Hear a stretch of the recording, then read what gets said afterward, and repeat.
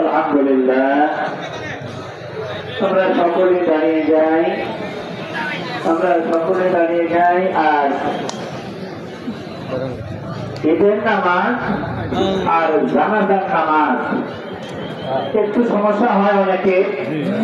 বহুদিন পর পর বছরে দুইবার ঈদে আসেন, অনেক কম সংখ্যক মানুষ জানাজায় যাওয়া লাগে। এই জন্য নিয়মটা একটু বলে দেই। আমরা যখন দাঁড়াবো, নিয়ত কিন্তু হয়েছে,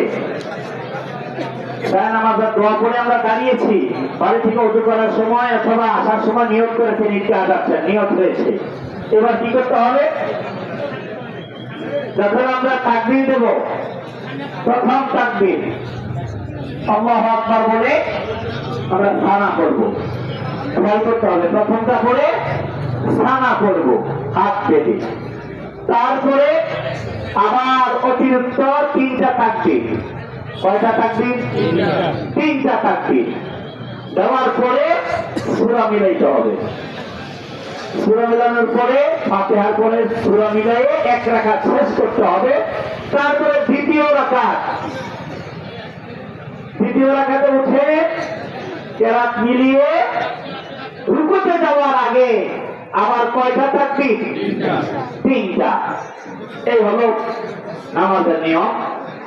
কেউ যদি না পান তাহলে দ্বিতীয় জামাতে শরীক হবে, সুযোগ নাই, তার অনুষ্ঠান নাই।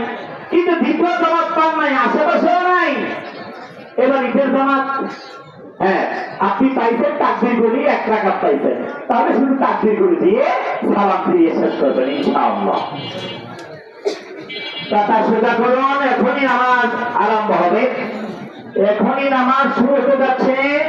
সকলেই কাতার সোজা করুন, আতাবিরু আকিমুস সুফুফ।